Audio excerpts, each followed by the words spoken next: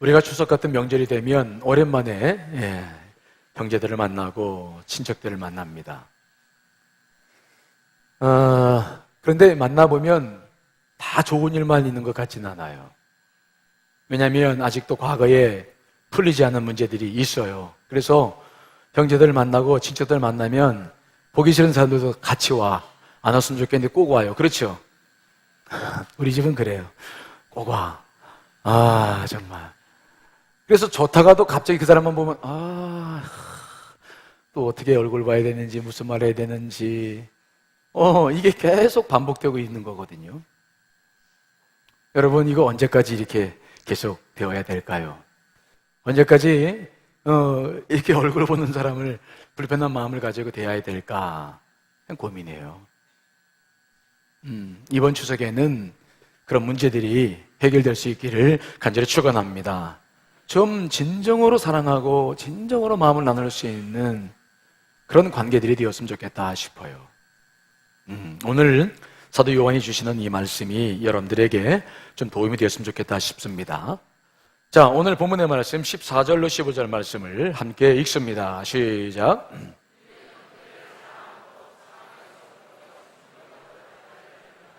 사랑하지 아니하는 자는 사망에 머물러 있느니라. 그 형제를 미워하는 자마다 살인하는 자니 살인하는 자마다 영생이 그 속에 거지 아니하는 것을 너희가 아는 바라. 자, 오늘 이 말씀을 보면 좀 놀라운 사실이 있어요. 그것은 뭐냐면 우리가 형제를 사랑하는 것이야말로 우리가 사망에서 옮겨 생명으로 들어간 증거라고 강조하는 거예요. 다른 말로 말씀드리면 구원받은 증거가 된다. 아니, 구원받았다고 하는 것은 믿음으로 받는 것인데 오늘 요한서서는 뭐라고 말씀하냐면 형제를 사랑함이, 형제를 사랑하는 것이, 이것이 우리가 구원받은 증거라고 말하는 거예요. 이거 어떻게 이렇게 될까? 아니, 믿음으로 구원받는다는 것은 이해가 되지만 형제 사랑하는 것이 이런 관점인가? 참 놀라운 말씀이거든요. 그러니까 형제를 사랑한다는 것이 도덕적으로 윤리적으로 그냥 사랑해야 된다 알고 있는 정도가 아니라는 거예요. 우리가 정말 구원받았는지 안 받았는지를 볼 수 있는 시금석이라는 거예요. 만일 그런 관점으로 이 문제를 다룬다고 한다면 이것은 작은 문제가 아닌 거예요. 그래? 이거 더더구나 뭐라고 말하냐면은 형제를 사랑하지 아니하는 자는 미워한다면은 그건 살인하는 자다. 예수님께서 마태복음 5장에 하신 말씀을 인용해서 한 말씀인데 그토록 강하게 말씀하는 거예요. 우리가 구원받고 안 받고를 떠나서 우리가 살인하는 자라는 거예요. 그러니까 이 말씀이 이게 작은 말씀이 아닌 거예요. 그렇다고 한다면 어떻게 믿음이 아니라 믿음으로 구원받는 것만이 아니라 형제를 사랑함이 사망에서 옮겨 생명으로 들어가는 증거가 될까 하는 거죠. 이 형제를 사랑하고 안 하고 이거 어떻게 이것이 우리가 구원받았다는 그런 증거가 됩니까? 이게 이제 고민인 거예요. 자, 잘 여러분 말씀을 들으셔야 됩니다. 왜 그럴까? 그것은 생명이 있는 사람, 즉 예수 그리스도를 믿어서 그 생명이 우리 안에 들어와 있는 사람들에게는 무엇인가 생명이 없는 사람과 다른 무엇인가가 우리 안에 있다는 사실이에요. 우리 기독교 신앙은 머리나 관념적인 게 아니에요. 구체적입니다. 실증적이에요. 늘 체험적이에요. 그래서 예수의 생명이 우리 안에 있다고 한다는 것은 그것은 부인할 수 없는 증거가 있다. 자, 한번 설명드리겠습니다. 어떤 사람이 죽었다고 한다면 그 사람이 목마름을 느낄 수 있습니까? 없습니까? 없죠. 물을 갖다 넣어줘도 입이 안 들어갈 거예요. 배고픔을 느낄 수 있습니까? 없습니까? 없죠. 근데 살아있는 생명이 있는 사람이라면은 배고픔을 느낍니까? 안 느낍니까? 그 사람들은 뭔가가 있어요. 하나님께서 우리 신체를 만들어 주셨을 때 우리를 건강하게 살도록 하기 위해서 우리 안에 어떤 체제를 만들어 놓으셨는데 그것은 마치 종소리와 같다. 내가 배가 고프면 딸랑딸랑 해가지고 배꼽에서 소리가 나. 배고파요, 배고파요 소리가 나요. 그렇죠? 그렇죠? 물이 먹고 싶을 때는 어떤 신호가 우리에게 옵니까? 갈증을 느끼죠. 물 먹고 싶어요. 똑똑한 사람이 할 일 성가대가 있어가지고 얼마나 감사한지 몰라요. 고맙습니다. 네. 느끼는 거예요. 생명이 있는 사람은 목마를 때 갈증을 느끼고 배고플 때 꼬르륵 소리가 나고 배설하고 싶을 때도 느낌이 있어요.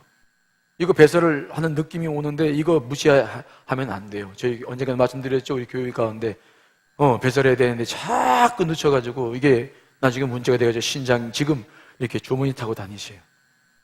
배설도 굉장히 중요하더라고요. 그 느낌이 오는 거야. 그러니까 배설을 하는 거예요. 즉 생명이 있는 사람과 없는 사람의 차이가 있는데 생명이 없는 사람은 감각이 없는데 생명이 있는 사람들은 뭔가 생명을 유지하도록 뭔가 사인이 종소리 같은 게 있어요. 여러분, 우리가 예수 믿기 전에는 죽은 사람이었어요.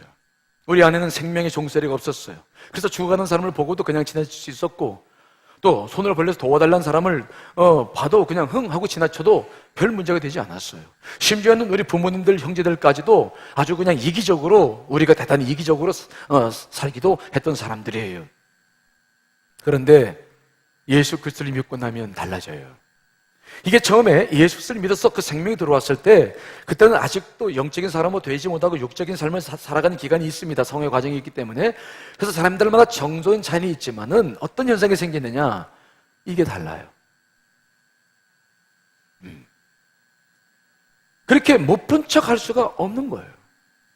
못 본 척하고 지나가면 계속 속에서 어떤 울림이 있어, 느낌이 있어요. 그것을 거부하면 굉장히 기분이 좋지 않아요. 마치 이것은 뭐와 같냐면, 요즘 신형차 나오는 거 다 보면은 이렇게 안전벨트를 안 매면 소리가 나더라고요. 띠오 뭐 어떤 또 무슨 하여튼 차에 따라 다르겠지만 소리가 땡땡 그냥 시끄러워. 그래서 그냥 매면 조용해져. 그것처럼 계속 우리 안에서 뭔가 울리는 게 있어. 예수의 생명이 있기 때문에 생기는 거예요. 그 울림을 잘 기억하셔야 돼요. 영적인 우리가 수행의 과정 속에서 굉장히 중요한 소리들이에요. 두 가지가 있습니다. 우리가 들리는 소리. 첫째는 뭐냐? 양심의 소리예요. 양심의 소리. 여러분, 우리가 구원받았다는 사실은 우리의 영이 회복됐다는 거예요. 우리의 영에는 몇 가지 구성 요소들이 있는데 그 중에서 가장 중요한 요소가 바로 양심이라는 거예요. 이 양심이라고 하는 것은 우리가 하나님의 형상대로 지음받았기 때문에 우리 인간에게만 있는 영의 구성 요소예요. 이건 다른 동물들에게는 없어요. 인간님은 다 누구나가 다 있어요. 그래서 마치 이것은 하늘의 별처럼 부인할 수가 없는 거예요. 손으로 가릴 수가 없어요. 인간님은 누구나가 다 양심이 있어. 그래서 이것은 무슨 일을 하냐면, 이것은요, 우리가 하나님의 말씀을 저버리고 살 때에, 죄를 짓거나 실수할 때에 이것들은 자꾸 우리 안에 울려서 방향을 바로 잡으라고, 하나님께로 바로 잡으라고 그런 기능을 하는 것이 이 양심의 기능이죠. 우리가 죄인 되었을 때는 영이 죽어 있었기 때문에 그런 양심도 역시 죽어 있었어요. 완전히 죽어 있던 것은 아닙니다. 그렇지만 혼수 상태에 빠져 있었기 때문에 가끔 소리를 내긴 냈지만 별로 귀담아 듣지 않아도 영향력이 없었어요. 그냥 모른 체 하고 살아요. 지금도 세상 사람들이 그렇게 살아요. 양심 없이 살죠. 영이 죽어 있기 때문에 그래요. 그러나 우리가 구원받았고 하나님의 영이 살아있을 때에는 이 기능이 점점 회복되기 시작하는데 완벽히 회복됩니다. 그랬을 때 이것은 굉장히 큰 울림이 있어요. 십자가의 보혈이 하는 일입니다. 자, 히브리서 9장 14절 말씀이죠. 읽습니다. 시작.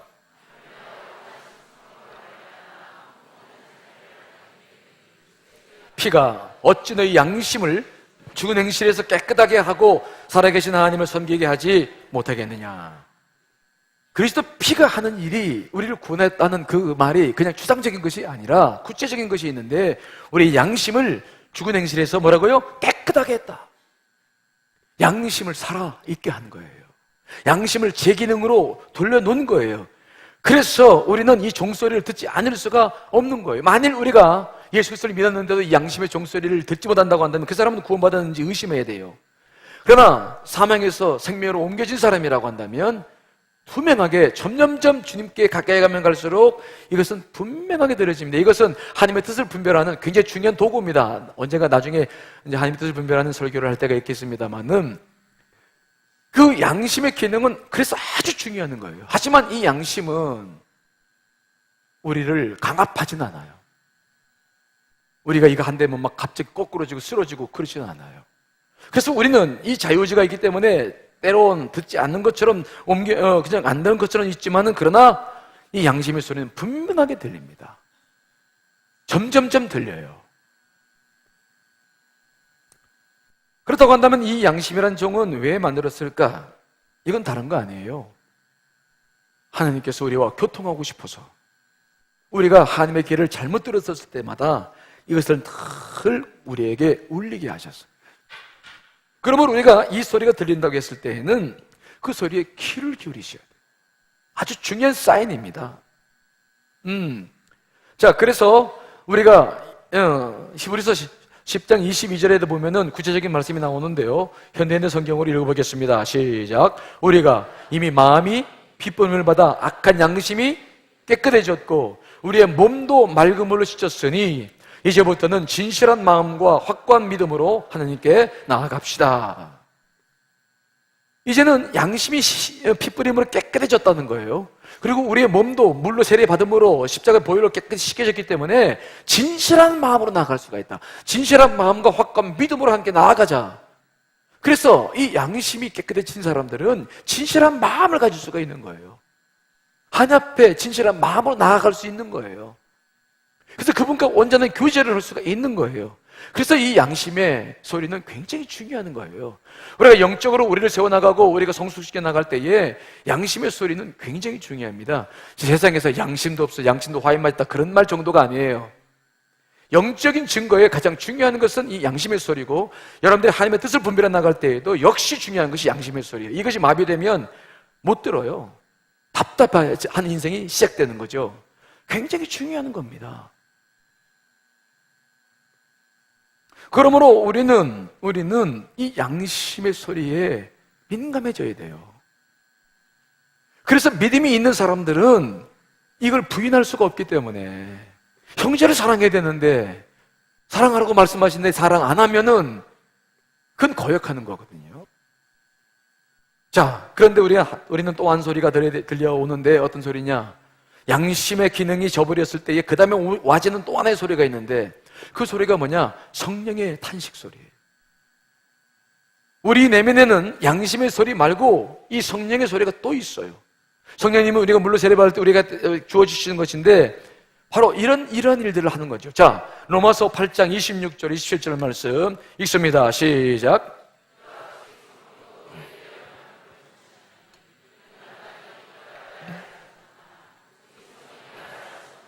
우리를 위하여 친히 간구하시느니라. 마음을 살피는 네가 성령의 생각을 아시나니 이는 성령이 하나님의 뜻대로 성도를 위하여 간구하심이라. 우리가 양심의 소리 듣지 않고 내 뜻대로 살아나가면 우린 방향을 잃어요. 어떻게 기도해야 될지, 무엇을 해야 될지 잃어버려요. 그 표현을 오늘 26절에 뭐라고 하냐면, 우리는 마땅히 기도할 바를 알지 못하나, 그 표현이에요. 사도 바울이 쓰고 있는 이 표현을 잘 보셔야 돼요. 이것은 무슨 표현이냐? 우리가 분명히 알고 있는데, 하나님의 양심의 소리 들리고 주의 말씀도 있고 다 있는데 안 들어. 내 뜻대로 살아가려고 딱 그걸 마음 닫아버리면 그때부터 갈 바를 잃어버려요. 기도할 바를 놓쳐버려요. 그렇게 되었을 때에 그 다음에 탄식 소리가 있다는 거. 무슨 탄식 소리냐? 성령님께서 우리를 보시면서, 아이고 네가 어찌 또 이러느냐? 넌 구원받았는데, 네 안에 생명이 있는데, 예수의 보혈의 피로 네가 구원받았는데 어찌 네가 또 이렇게 양심의 소리 하며 소리를 저버리고 네가 어찌 또 네 고집대로 살라고 그러냐? 성령님도 인격적인 분이기 때문에 우리를 억지로 꺾진 않으세요. 이게 하나님의 특성입니다. 하나님은 절대로 우리를 억지로 꺾지 않으세요. 그런데 성령님께서 그래서 탄식하시는 거예요. 그래서 그분이 대신 탄식하며 기도하신다. 우리를 위해서. 하나님, 이 어리석은 종을 용서해달라고 탄식하며 그분이 기도하신다. 그 탄식의 소리가 있는 거예요. 탄식의 소리. 저도 이 성령님의 탄식의 소리가 무엇인지 잘 몰랐어요. 그런데 언젠가 한 번은 우리 어떤 그 교단에서 어떤 문제가 있어서 회의를 참석했더니, 거기서 어떤 회의를 하다가 연세 많으신 아주 어떤 목사님하고 제가 논쟁을 하기 시작했는데, 격양된 논쟁을 했어요. 그분이 막 화를 내시고 막 인상을 쓰고 막 저한테 했던 그런 말들이 굉장히 마음에 상처가 되더라고요. 나중에 사과는 하지만 그게 사과가 받아들이지가 않아요. 그래서 계속 그게 이제 설교 준비하려고 그러면 자꾸 떠오르고, 기도하려면 떠오르고, 그래서 그것 때문에 괴로우니까 하나님 이거 빨리 용서해달라고, 내가 잊게 해달라고, 그러면서 이제 기도하는데도 잊혀지지가 않는 거예요. 그러니까 자꾸 마음이 불편하고, 그러면서 내가 그때 자꾸 어떤 습관이 들었냐면, 주여, 자꾸 이런, 뭔가 저 앞에 탄식 소리를 하는 습관이 제가 한동안 들어 있었어요. 지금도 가끔 이제 그런 주여 한 탄식 소리가 있거든요. 근데, 그러고 있는데, 어느 날, 제 오래된 친구 목사가 전화를 걸어가지고, 여러 가지 문제들을 이야기를 해서 이제 서로 대화를 하는데, 그리고 이제 마무리할 때였어요. 아마 그 전화 속에서도 제가 나도 모르게, 주여, 아마 탄식 소리 했던 것 같아. 그랬더니 그 친구가 대화를 끝나면서 마지막에 이런 얘기를 해요. 민 목사 고마워. 그래서, 뭐가 고맙나? 그랬더니, 나 오늘 민 목사랑 대화하면서 민 목사가 내게 해준 조언도 고마웠지만, 민 목사가 하는 자기도 모르게 내오는 그 탄식 소리를 들으면서 내가 그 소리 속에서 성령님의 탄식 소리를 내가 들었어. 성령님께서 나를 보시고 탄식하시는 소리가 내가 그 음성에서 들은 거야. 내가 얼마나 우매한지 성령의 탄식 소리가 들리더구만. 내가 오늘 민 목사랑 통화하면서 성령의 탄식 소리를 들었네. 그래서 고마운 거야. 고마워. 제가 그 소리를 듣고 깜짝 놀랐어요. 성령님께서 탄식하셔? 아니 나는 내가 탄식하는 소리인 줄 알았더니 그 속에 성령의 탄식 소리가 있었다고? 그리고 너무 그 소리가 가슴에 맺혀가지고 무릎 꿇고 주여 용서해달라고. 그리고 정말 그 탄식 소리가 무엇인지를 한번 깊이 주님과 교제를 하기 시작했는데, 정말 그 탄식 소리가 나를 위한 성령님의 탄식 소리였어. 내가 그냥 용서 못하고 그 분노 때문에 그냥 억울한 것 때문에 탄식하는, 이것이 나는 나만 탄식한 줄 알았더니 성령님께서도 그걸 가지고 나에게 말씀하시고 탄식하시는. 그래서 얼마나 그때 회개했는지 몰라요. 내가 해야 할 일을 하지 못할 때, 주의 음성을 알고도 순종을 못했을 때, 그때 이 탄식의 소리가 있더라고요. 다윗이 자기 아들 압살롬의 반란으로 예루살렘 성에서 쫓겨날 때였죠. 다윗의 그 왕이었던 사울의 친족 시므이가 다윗이 쫓겨나니까 쫓아오면서 다윗에게 저주하기 시작했어요. 피를 흘린 자여, 사악한 자여, 가거라. 사울의 족속의 모든 피를 여호와께서 내게로 돌릴지어다. 그리고 저주하고 돌아가니까 다윗 곁에 있던 그 군대장관 아비새가 일어나가지고 화가 나가지고, 왕이여, 내가 저걸 죽이겠습니다. 그렇게 일어서려고 그랬어요. 근데 다윗이 뭐라고 말합니까? 그 아비새에게 가만히 있어라. 하나님께서 지금 저에게 나를 저주하라고 하시는데 네가 왜 가로서느냐? 네가 왜 가로막느냐? 하나님께서 내게 주시는 음성이 아니냐? 가만둬라. 다윗은 그 아들에게 쫓기는 그 정말 어려운 그 시간인데도, 시므이가 쫓아다니면서 자기에게 저주를 했을 때도 그 저주의 소리를 통해서 성령의 음성을 듣는 거예요. 주의 음성을 들었어요. 여러분, 우리 안에는 이런 소리들이 있어요. 내가 부인할 수 없어요. 내가 구원받은 것이 그저 생명, 내가 그냥 영적으로 구원받았다, 그런 것이 아니라 우리 신앙은 실증적입니다. 기독교는 우리 믿는 신앙은 살아있는 거예요. 내 안에 이런 소리들이 있는 거예요. 우리가 신앙이 건강할 때에는요, 이 양심의 소리와 성령의 소리가 잘 우리 안에 하나가 되어져서 주의 뜻을 잘 이루어 나가요. 자, 사도 바울도 그런 이야기를 하고 있죠. 자, 로마서 9장 1절을 현대인의 성경으로 한번 읽어보겠습니다. 시작. 성령님 안에서 내 양심이 증거한다. 사도 바울이 지금 진실로 말하고 있다는 것을, 성령님 안에서 양심이 내게 지금 증거하고 있다는 것을 알아야 된다라고 말하는 거예요. 성령님과 양심 안에서 우리가 그 소리를 잘 듣고 나갈 때마다 우리는 주의 뜻을 이루어 나가는데, 그러나 그렇지 못할 때 양심의 소리에 내가 거역하고 또 성령의 소리까지도 듣지 못한다고 한다면, 이것은 우리가 믿음을 살아낼 수가 없는 거예요. 그래서 성제로 사랑하지 못한다고 한다면 결국 내 안에 정말 믿음이 있는가? 어떻게 믿음이 있는 사람이 양심의 소리까지도 저버리면서, 아니 성령의 소리까지도 저버리면서 살 수 있는 것인가? 이것은 믿음이 있는가 의심할 수밖에 없는 상황이 벌어지는 거예요. 그래서 오늘 요한 사도가 말하는 겁니다. 정말로 네가 사망에서 옮겨 생명으로 들어갔다고 한다면 형제를 사랑하지 않을 수가 없다. 왜? 너의 안에서 울리는 음성이 있는데 어찌 그것을 네가 저버릴 수 있느냐. 정말 그렇습니다. 이 문제가 이게 작은 문제가 아닌 거예요. 특별히 이렇게 강조할 수 있는 이유가 뭡니까?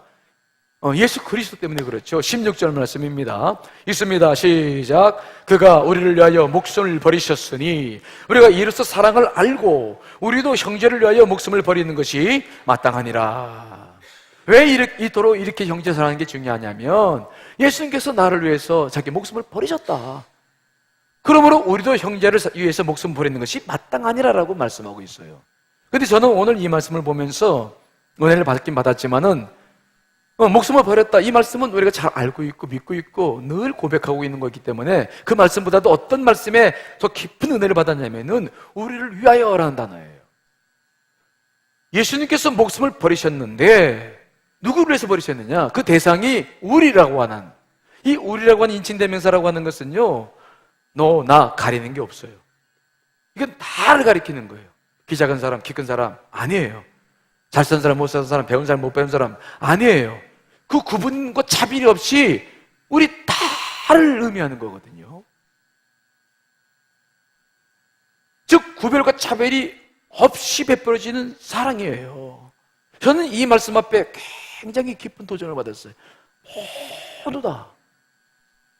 왜 은혜를 받았냐면은, 그런데 우리는 예수님에 비해서 우리는 사랑하는데 사랑하는 대상이 누굽니까? 여러분 누굴 사랑해요? 누구를 사랑합니까? 가만히 보면은 정해져 있어요. 내가 좋아하는 사람, 그렇죠? 내게 잘해주는 사람, 그렇죠? 또 누가 있습니까? 누가? 마음에 드는 사람. 나는 내 사랑을 대상으로 하고 있는 사람들이 주로 그런 사람들인데 예수님은 모두예요. 정말 그 사랑의 넓이와 폭에 무릎을 꿇지 않을 수가 없는 거야. 그분은 전부 다예요. 생각해 보십시다. 만일 예수님께서 목숨을 내어주실 때에 그 대상을 정하셨어.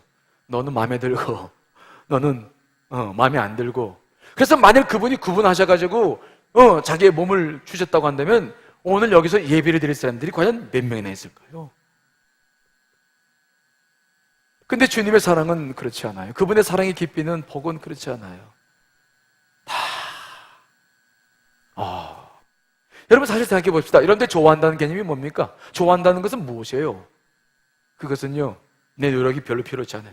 그냥 내가 그냥 자연스럽게 내가 좋아하는 거예요. 이성적인 논리적인 그런 설명도 필요 없어요. 하여튼 뭔가 그 상대방이 어떤 특징이 있든 매력이 있든지 내가 그냥 육체를 가지고 있고 성을 가지고 있으니까 끌리는 거예요. 그러니까 이 좋아한다는 개념은 굉장히 동물적인 본능 속에 속하는 거예요. 근데 성경이 말하고 있는 사랑이라고 하는 것은 그래서 이것과 너무 다른 겁니다. 사랑이라는 개념은 그런 동물적인 본능이 아니에요. 이것은 우리가 사랑하는 것과 너무 다른 거예요. 구분이 없습니다. 차별이 없습니다. 사도 요한은 바로 우리에게 사랑을 베풀라고 말씀하시면서 그 사랑의 근거를 어디서 찾느냐? 우리가 좋아한다는 개념이 아니라 예수 그리스도가 베풀었던 이 넓고 큰 이 사랑에서 그 근거를 잡고 말씀하시는 거예요. 우리에게 그런 사랑을 하라는 거예요. 십자가의 사랑, 구별 없는 사랑, 차별 없는 사랑, 네가 좋아하는 사람만 사랑하는 것이 아니라 좋아할 수 없는 사람도 사랑할 수 있는 그 사랑을 하라는 거예요. 그게 우리가 해야 될 사랑이라는 거예요. 오래전의 일이었죠. 몇 년 됐네요 벌써. 제가 고향에 있는 후배가 신학대학원에 들어간다고 그래서 축가를 해줬는데 오늘 보니까 또 청첩장을 보내왔어요. 여자 후배인데 결혼하겠다고. 그래서 이제 영등포에서 결혼을 해가지고 그 교회 결혼식에 참여를 했는데 놀란 게 하나가 있어요. 신랑이 입장 해가지고 신랑이 눈을 뜨고 입장하잖아요. 졸면서 입장하지도 않잖아요. 그렇죠? 그래서 이제 신랑이 입장하니까 신랑들이 입장을 했는데 보니까 앞이 안 보여. 앞 사람이 지팡이를 이끌고 이렇게 와요. 순간 모든 사람들이 긴장을 쫙 했어요. 제 후배가 어떤 신체적인 어떤 어려움이 있는 사람이 아니에요. 아주 공부도 잘했고요. 총명했어요. 외모도 수려했어요. 다들 고향 사람들이 와가지고는 서로 쳐다보고, 이거 어떻게 된 거야? 물론 잘못된 결혼은 아닌데 일상적인 생각으로는 할 수 없는 결혼이다, 이렇게 판단된 거예요. 그래서 내가 그 후배의 부모님을 자꾸 봐도 부모님들도 그냥 고개를 푹 숙이고 있고, 와, 분위기가 순간 이상해지는 거죠. 결혼식 시작됐고 다 마쳤고 이제 음식을 나누고 피련이 거의 끝날 때쯤에서 그 후배가 인사로 왔길래 제가 그 신랑이 없이 옆에서 좀 불러내놓고, 그리고 묻고 싶었어요. 그래서 물었죠. 다 말은 못하고, 야, 너 어떻게, 막 그렇게까지만 얘기했죠. 그랬더니 이 친구가 글쎄 알아듣는 거예요. 아, 오빠, 염려하지 마. 내가 이 결혼하게 된 것은 정말 주님의 은혜야. 뭔데 주님의 은혜냐? 그랬더니 자기가 언젠가 십자가의 그 사랑에 깊이 젖어 있을 때에 그런 기도를 했대요. 하나님, 나도 주의 길을 갈 텐데 그냥 주의 길을 갈 거면은 이 십자가의 이 사랑을 실천하며 살 수 있는 길을 열어달라고 기도했다는 거예요. 기도도 잘해야 돼요. 기도도. 그랬더니 하나님께서 앞에 안 보이는 주의 종을 붙여주신 거야. 근데 이 후배가 얼마나 감사하는지, 내가 평생을 십자가의 사랑으로 살 수 있는 기회를 내게 주셨는데 그래서 얼마나 감사한지, 그 살아계신 하나님께 감사하다고. 그리고 그냥 당당하게 이야기를 하더라고요. 그 후배가 지금 제주도에서 목회를 해요. 목사님하고 제주도에서. 참, 이게 십자가의 사랑이 아니면 할 수 없는 사랑이에요. 근데 그 십자가의 사랑은 그렇게 정말 도무지 사랑할 수 없는 사랑도 사랑할 수 있는 은혜를 허락해 주시는 줄 믿습니다. 여러분 생각해 보십시오. 우리 예수 믿는 사람들이 자기 유익에 따라서 자기 관계된 사람들만 사랑한다면 무슨 덕이 있고 어떻게 우리가 하나님의 사랑을 받은 사람이라고 말할 수 있겠습니까? 예수님께서도 그래서 그런 말씀하셨죠. 자, 마태복음 5장 46절. 자, 읽어보겠습니다. 시작.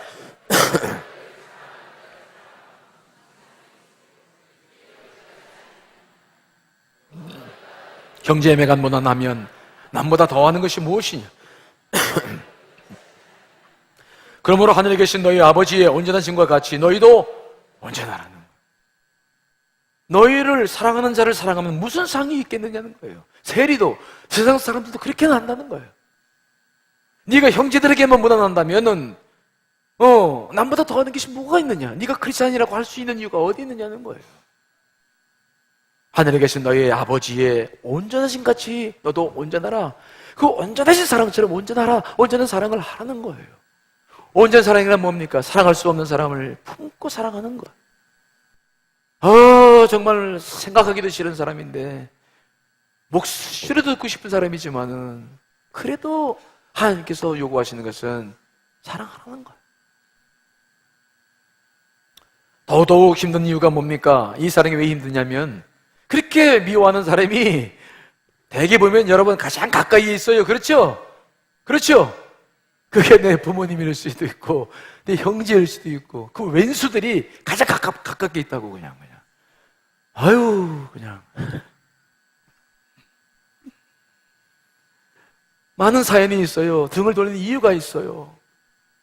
피를 낳는 형제를 왜 미워합니까? 하지만 거기에는 기쁜 사연이 있어요. 그러나 중요한 것은 그 사연이 아닙니다. 등을 돌리는 이유가 아닙니다. 그 이유가 어찌하든지 어떻게 밉든지 상관없어요. 그 사람을 볼 때마다 여러분 안에서 딘동댕 양심의 소리가 울리고 그걸 외면하면 성령께서 막 탄식하는 소리가 막 들리거든. 도망가지 마시고 이번에는 순종하시기를 간절히 축원합니다. 만일 여러분들이 그 순종하지 못하면 어떤 일이 벌어진 줄 아세요? 심령이 막 새까맣게 타들어가요. 그리고 막 막힌 담처럼 막 암담한 아주 그냥 무겁고 굉장히 기분 나쁜 흑암에 쌓이는 것 같은 영적인 그런 침체를 경험하기 시작해요. 영적인 침체, 왜 주석이 이렇게 기분 나쁘냐? 그거요, 차 막혀서 그러는 거 아니에요. 차 막히는 건 늘 막히잖아요. 그거 뭐 음식 먹는 그런 것 때문에 그런 거 아니에요. 여러분 안에 그렇게도 양심으로도 말씀해 주셨고 성령께서 탄식하시는데 그것을 내가 실천하지 못하기 시작하면은 하나님과 관계가 막혀버려요. 하나님께서 기도 듣지 않으십니다. 아주 그냥 캄캄한 수렁 속에 빠진 것 같은 그런 추석을 보낼 수 있다는 거예요. 무슨 말 이해되십니까? 여러분들 안에, 여러분들 곁에 그런 사람들 있어요, 없어요? 있죠? 저 좀 봐요, 있죠? 명단 쓰라 그러면 다 쓸 수 있죠? 1번 누구, 2번 누구, 3번 누구 다 정해져 있죠? 그렇죠? 그러니까 가서 어려움 겪지 말고요, 가기 전에 명단 써놓은 거 있잖아요. 그렇죠? 가기 전에 선물 준비하시고, 가기 전에 마음 다 준비하시고, 가기 전에 그거 준비하고 가시는 게 훨씬 지혜롭습니다. 그렇죠? 좀 한번 해봐요. 아주 중요합니다. 중요한 거예요. 우리가 신앙생활 하면서 하나님 믿는 이유가 뭡니까? 그분의 뜻을 저버리려면 왜 이 길 갑니까? 근데 가장 중요한 것은 그 길 가야 일도 풀어지고 모든 문제가 해결되지, 그거 뻔한 것을 보면서도 하지 않으면요 자꾸 막히고 자꾸 돌아가게 되고, 여러분 더 고난을 겪어야 돼요. 안 돼요. 정말 그 에너지를 왜 그렇게 쏟습니까? 이번에는요 외면하지 마시고 핑계대지 마시고 정말 죽도록 싫어도 하나님의 뜻 앞에 순종하시기를 간절히 축원합니다. 그거 여러분들이 해야 할 일이에요. 해야 할 일이에요. 그런데 오늘 요한사도는 한 가지 더를 이야기 안 해요. 요한사도는 다른 사도에 비해서 하나님의 은혜 속에서 말씀을 기록하고는 있지만 아주 세밀한 분이에요. 이분은, 요한사도는 굉장히 민감하신 분이에요. 그래서 그분은 그렇게 사랑하라고 말씀하시면서 한 가지를 더 해요. 근데 이것이 더 우리가 어쩌면 더 싫을지 몰라. 자, 17절 18절 말씀 있습니다. 시작.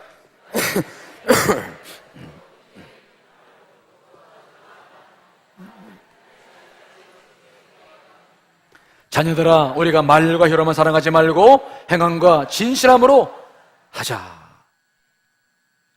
정말 사도 요한은 형제를 사랑하긴 하는데, 그때도 말과 혀로만 하지 말라는 거예요. 구체적으로 하라는 거예요. 내가 돈을 갖고, 재물을 갖고 있는데 궁핍의 형제를 보면서 입으로만 잘 살아라, 뭐 별일 없냐, 이렇게 하지 말라는 거예요. 아무 미운 사람이라 할지라도 사랑을 하려면은 구체적으로 나누라는 거예요. 구체적으로 말과 혀로만 사랑하지 말고 행함과 진실함으로 하라. 근데 행함과 진실함이 뭐냐? 구체적으로 말하죠. 물질을 나누라는 거예요. 물질을 나눠라. 네가 가진 것을 나눠라. 네가 가진 것이 어디에 있느냐, 그것이 정말로 사랑을 실천하느냐 실천하지 않느냐를 결정한다는 거예요. 이게 더 어렵나요? 그런데 그렇게 말씀하시는 거죠. 자, 야고보 사도도 말씀합니다. 야고보서 2장 15절 17절 말씀 있습니다. 시작. 만일 형제나 자매가 헐벗고 일용할 양식이 없는데 너희 중에 누구든지 그에게 이르되 평안히 가라, 덥게 하라, 배부르게 하라 하며 그 몸에 쓸 것을 주지 아니하면 무슨 유익이 있으리요? 이와 같이 행함이 없는 믿음은 그 자체가 죽었다는 거예요. 말과 혀로 사랑하는 것은 그건 온전한 사랑이 아니에요. 그건 죽은 사랑이에요. 자, 묻겠습니다. 예수님께서 어떻게 우리를 구원하셨습니까? 예수님께서 그 주옥 같은 말씀들로 우리를 구원하셨습니까? 예수님께서 그 능력이 많으신 그 능력으로 우리를 구원하셨습니까? 예수님께서 우리를 구원하셨는데 무엇으로 구원하셨습니까? 예수님은 말과 혀로 구원하지 않으셨어요. 예수님은 자기의 몸을 십자가에 내놓고 찢어서 구체적으로 우리를 구원하여 주신 줄 믿습니다. 철저하게 자신을 나누셨어요. 그 고통을 다 감당하시면서 자신의 가진 모든 것을 다 주시면서 철저하게 자신의 몸을 찢어서 우리를 위해서 나눠주셨다고요. 그게 그분께서 구원하신 증거입니다. 구원하신 방법입니다. 말과 혀로만 하는 것이 아닙니다. 그 주옥 같은 말씀들로 우리를 구원하신 게 아니에요. 그분의 그 능력을 구원하신 것이 아닙니다. 그분의 구원은 몸을 찢었어요. 가진 것을 나누셨어요.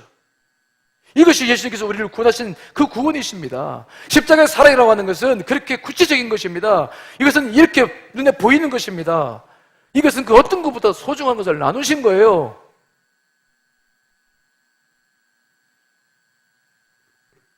우리가 정말 사랑한다고 했을 때 생명처럼 물질 있는 것에 마음이 있다고 그랬는데 그 물질을 나눌 수 없다고 한다면 아직 준비가 안 되는 거예요. 근데 그건 굉장히 중요한 거예요. 저도 우리 집안들이 모이면 이제 우리 친가가 있고 처가가 있잖아요. 1년에 2번씩은 만나요. 한 번씩 이렇게 만나요. 근데 조카들 중에 보면 신앙생활을 하지 않는 친구들이 있어요. 그래서 제가 저 목사니까 뭐 부자가 아닌 줄, 가난하게 사는 줄 알지요. 목사가 뭐 부자입니까? 하지만 조카들이 많아요, 우리 집안이. 그럼 어떡합니까? 그래도 저는 봉투를 다 준비해. 그래가지고 거기에 내가 할 수 있는 걸 집어넣어 놓고, 그 다음에 그 양이 많지 않으니까 뭘 하냐면은 제가 거기다가 축복의 말씀들을 일일이 다 쓰죠. 제가 글씨 잘 쓰는 거 아시죠? 만필해가지고 경규야 그러면서 하나 쓰죠. 써서 봉투를 다 준비하고 다 준비합니다. 그리고 주면서 축복해주고 주면 축복해주고.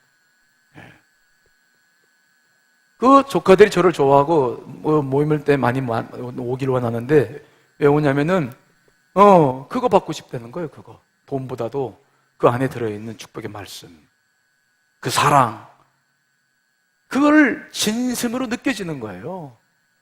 그냥 던지는 것이 돈 그냥 그래 이게 아니라 그 속에서 사랑이 담겨 있는 거예요. 진실로 그들이 그걸 느낀다는 거죠. 여러분들 고향 내려갔는데 바빠가지고 선물 준비 못했어. 그래가지고 슈퍼에 달려가지고 그냥 달랑 사과 하나 항상 사가지고 달랑달랑 가져가지고 어머니 아버님 오랜만에 뵈는데 다녀왔어. 계셨어요? 그리고 하나 걷어놓고. 여러분 부모님들이 그거 모릅니까? 그거 아무 마음도 없이 그냥 그거 하나 던져놓고 가면 그거 부모님들 그거 알아요? 몰라요? 몰라요 그거? 그런 거 먹고 싶지도 않을 거예요 아마 부모님들. 그런 선물 같은 거 받을 때 정말 기분이 나쁘잖아요. 그게 아니라 작아도 없으면 없는 대로 마음을 다해서 행함과 진실함을 해서 여러분 안에 있는 생명이 드러나는 선물, 그 섬김이 필요한 거 아니겠습니까? 세상에 수많은 사람들이 어디서 그런 선물을 받을까요?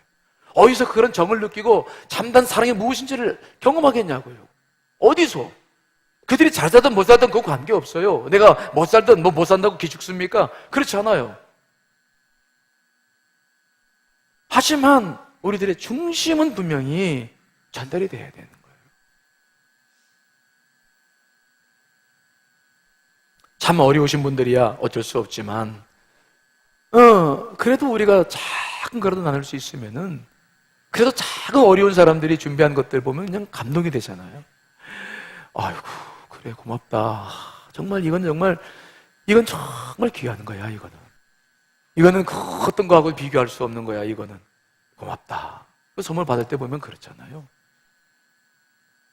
자꾸 나눌 때 그때 하늘의 문도 열리고 하나님께서도 우리가 축복해 주신다고 그러셨어요. 자, 시편 41편 1절 말씀 읽어보겠습니다. 시작.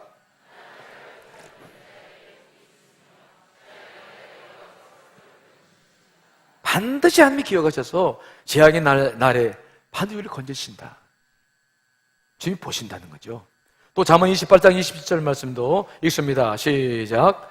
가난한 자를 구제하는 자는 궁핍하지 아니하려니요 못 본 채 하는 자에게는 저주가 그래. 아이고. 하나님이 굉장히 민감하시죠? 또 잠언 19장 10절 말씀도 읽습니다. 시작.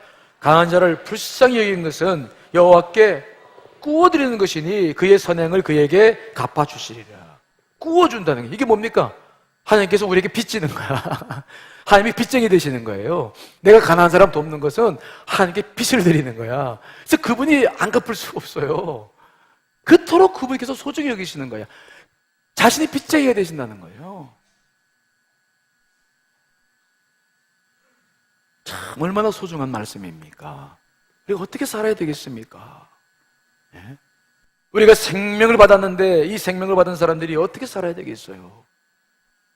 여러분, 믿음이 있다는 증거를 보여주십시오. 그 증거는 뭐냐? 형제를 사랑하는 거예요. 힘들고 어렵습니다. 정말 밉습니다. 하지만 사랑하는 거예요.